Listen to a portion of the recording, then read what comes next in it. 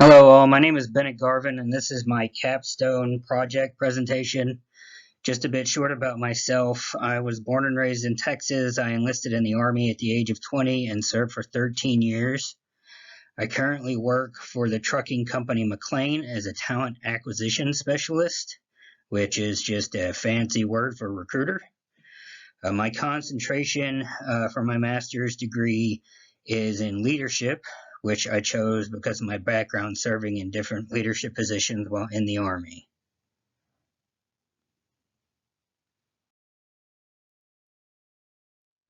So, one thing I am sure we have all been exposed to is the extremely different types of leadership styles there are.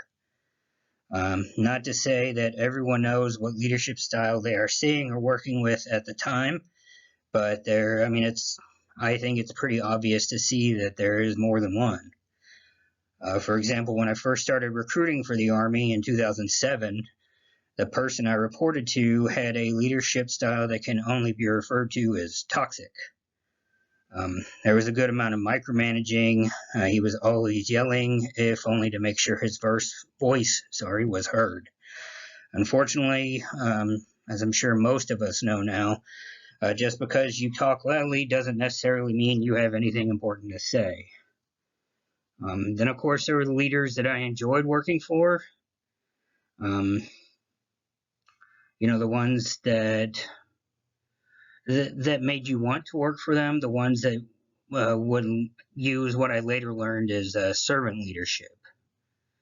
Um, they were the ones that, you didn't have a problem coming into the office. You didn't have a problem going to work every day.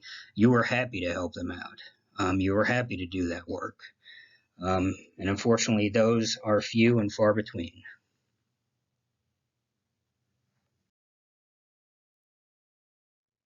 So, because of all the different leadership styles, my capstone proposal is to work with Post University to establish the Malcolm Baldrige Center for Leadership. There are several minds, I have when going over this in my head. The first one is to provide an online and in-person location for students, faculty, scholars, and future leaders to learn, develop, and implement programs that foster preeminent leadership skills. Second one is to narrow down the best style of leadership for each specific student. The next goal is to reduce the number of unqualified leaders in the business and educational workforce.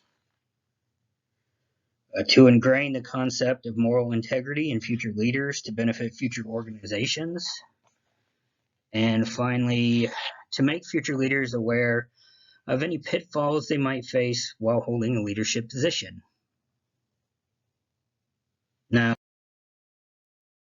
you might be asking me why. Well, should Post University establish the Malcolm Baldrige Center for Leadership?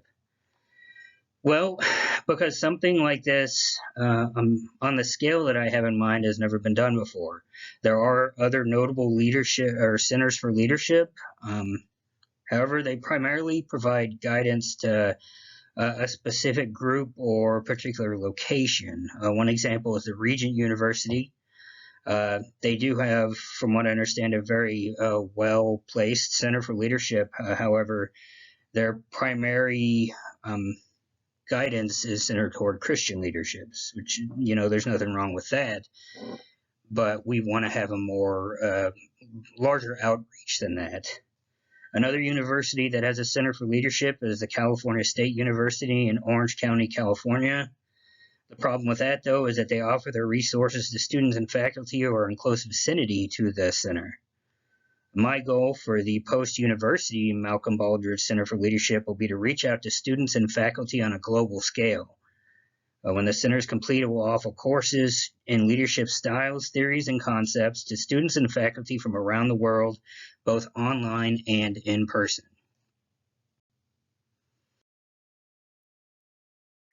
So there are several theories and courses that I believe the students of the Malcolm Baldrige Center for Leadership should be exposed to.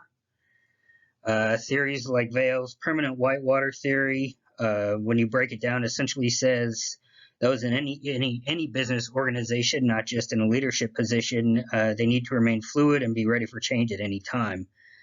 All things are consistently changing, and we know how change is painful. They need to be taught that the idea that things will change is a threat they will have to deal with and always be ready for. Another theory or course should be on Christensen's disruptive innovation. That occurs when a smaller company that has fewer resources than its competition is able to challenge the competition. For example, a really good example is when Blockbuster refused to take Netflix seriously. At one point, Blockbuster even had the chance to purchase Netflix, but they didn't want to because they did not believe Netflix would be that big of a threat. Now Blockbuster is gone, pretty much dwindled down to a single store that now serves as an Airbnb in Bend, Oregon. Future leaders have to understand that disruptive innovation is always something they will need to look out for. There is always a chance that a company, even a smaller one, will find a way to do things better than their organization, and they need to know how important it is to keep an eye out for that. Regarding the pitfalls of leadership positions, future leaders need to be shown examples, and taught courses of companies that have failed because of poor leadership decisions. Examples such as Wells Fargo's improperly altered documents in 2018, the Enron scandal, or the Dieselgate that tarnished the Volkswagen name. All of these failures could have been prevented had a leader or any member of the organization that knew about the ethics violation if they had just stood up and spoke out against it. Future leaders need to understand that they might be put in a position and that they have to be willing to say something. Which leads me to the next course and my personal recommendation, part of my proposal. One thing that I strongly believe that is lacking in many organizations nowadays is moral integrity. The Oxford Dictionary defines integrity as the quality of being honest and having strong moral principles. In the world we live in, where it seems like every business leader lacks morals, the Malcolm Baldrige Center for Leadership, especially considering the fact that it will have global reach, has to have courses that enforce and ingrain the idea of moral integrity in its students. If you run a company that has a breach of your customers' personal data, do you hide the fact so your organization doesn't end up looking bad in the public eye? Or do you release that information even if you are 90% sure no personal identifiable information was released because your moral compass tells you that it is the right thing to do? One could argue that people have different values and beliefs, and what one person sees as morally corrupt might be seen as morally correct by another. What it really boils down to is honesty. Personally, if a company has a data breach and my personal information has been reached out and is available for anyone to see on the internet, I will definitely be unhappy about it, but I will appreciate the fact that, that company spoke up about it, was honest about it, and told me, hey, we made a mistake. We're trying to fix the problem, but we wanted to let you know. I would appreciate that. Again, I'd be unhappy about it, but I'd appreciate that being told the fact that there was a data breach, as opposed to finding out from the news or media or somewhere else. I understand the university, as far as a Center for Leadership, cannot possibly expect everyone who completes courses in moral integrity at the Center for Leadership. You can expect them all to have the moral compass of, say, Captain America. But if you ingrain the idea into the majority of those that attend the courses, we chance setting those leaders up for making the future business world a much better place.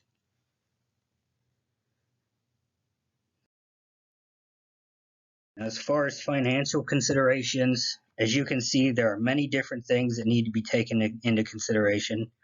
Posters and pamphlets should be made to raise awareness of the center.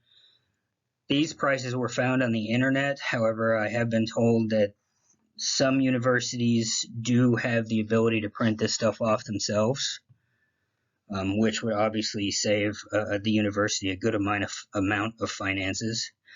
Emails should be sent out to potential and existing students as well as faculty and alumni. Also, a website as well as a mobile app should be designed specifically for the center, where interested parties can take virtual tours, watch video Q&As, read blogs run by students and faculty of the center, and watch webinars.